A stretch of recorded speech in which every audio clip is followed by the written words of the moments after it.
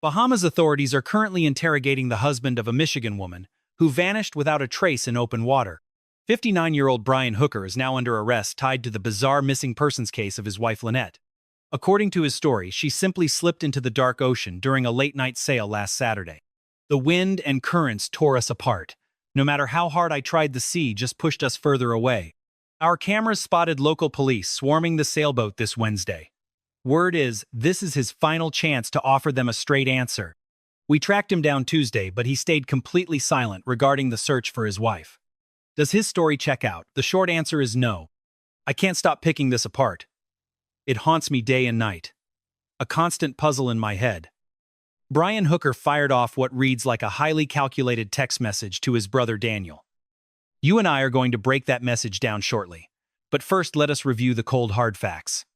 I am devastated by this tragic boating accident. Unpredictable seas and gale force winds caused my beloved Lynette to fall from our small dinghy. Those were the exact words typed out in his official statement. I tried desperately to reach her, but the elements kept us apart. We keep searching. That is all that matters to me now. Looking at his phrasing, he frames it as a pure accident. But are we looking at a fatal mistake or something far more sinister? At first glance, Brian's account might hold water. An isolated couple rough seas, an accidental slip, and the weather doing the dirty work. But scratch the surface, and massive cracks appear. These are red flags flashing bright across this entire investigation. He told local detectives a brutal current swept her away, losing sight of her in a matter of seconds. Lynette was supposedly wearing the safety lanyard, the kill switch cable, right as she pitched over the side. The second she fell, the engine died. Brian claims he had zero choice but to paddle to shore with his bare hands. The glaring problem with that alibi. If those winds and currents were truly that fierce, physics disagrees. Logic dictates the current would have dragged both the powerless boat and the victim in the exact same direction. With a dead motor, the vessel was just as much at the mercy of the waves as Lynette herself, two drifting objects. Therefore, if she hit the water, the boat should have stayed incredibly close, floating at the exact same miserable pace. Does it make sense? Absolutely not. Why on earth would she swim away from the only life raft she had? It defies reason that she wouldn't swim back. Why didn't he instantly drop the anchor to hold his position? Lynette's daughter Carly is not buying a single word of his story. And there are several other massive holes in his timeline. He could have easily jumped in. If he truly wanted to save his wife, that was the only rational move. Here is the critical piece. Going by his own narrative, why swim in the opposite direction of the boat? Even if she did panic and swim off, what was his reaction? You already heard what her family thinks. Her swimming away with the keys just doesn't fit. As investigators, we know their relationship was incredibly toxic lately. It is highly suspicious that this tragedy strikes right now. That is the breaking point. Relatives knew the marriage was completely falling apart. This Michigan couple, both American citizens, projected what looked like an idyllic, perfect life. They spent 10 years sailing together, broadcasting their supposed high seas freedom all over social media. You and I can't help but see the chilling echoes of the Gabby Petito case, except swap the Wyoming desert van for a Bahamas boat. It is a dark, twisted irony that just like that infamous tragedy, the main suspect here is also named Brian. Just look at this footage. A normal sunset on their boat. These are recent videos Brian and Lynette uploaded online, showing off their maritime adventures across the archipelago. On Saturday, Brian told responding officers that Lynette fell into the pitch-black ocean from their 8-foot dinghy in the dead of night. As of today, the Bahamas Police Department has officially labeled him the primary suspect in her sudden disappearance. Just like with Gabby, their digital footprint was pretty minor. A tiny channel, barely 1,000 subscribers, and 114 videos. They called themselves the Sailing Hookers on YouTube. Another grim detail, her body remains missing, and Brian has already lawyered up. Hooker insisted to police that Lynette had the kill switch attached when she fell, instantly killing the engine on the spot. He claims he paddled back to shore to find help, but didn't hit dry land until 4 in the morning hours later. Before the handcuffs finally clicked shut on his wrists, the suspect posted this statement. Let us read it together. I am shattered by this accident in extreme conditions. My dear Lynette fell from our Zodiac due to winds and an unpredictable sea. You and I need to look at some text messages Brian sent. To put it mildly, they are deeply disturbing. We will tear those apart in a second. But first, let me frame how I approach a psychological profile like this. Here is my 10-second background. I have a legal education and evaluate criminal evidence for a living. I studied law and authored true crime books. I also investigated the Ocean Gate and the Bezian yacht incidents. If dissecting the anatomy of a murder suspect intrigues, you stick close to the timeline.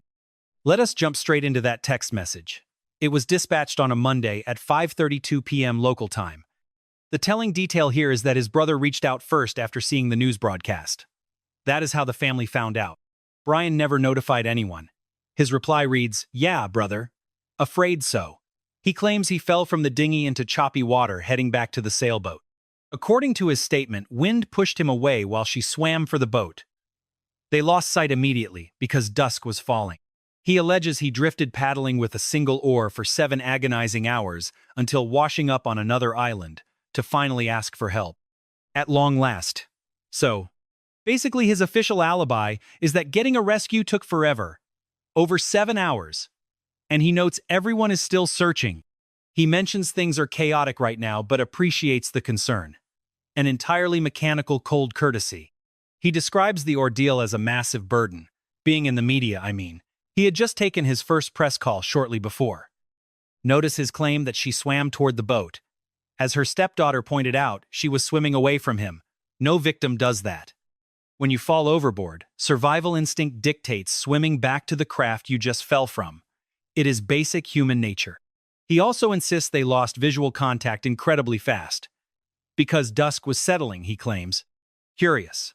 This mirrors the Gus Lemon investigation perfectly, where the suspect also coincidentally vanishes the exact second the sun goes down.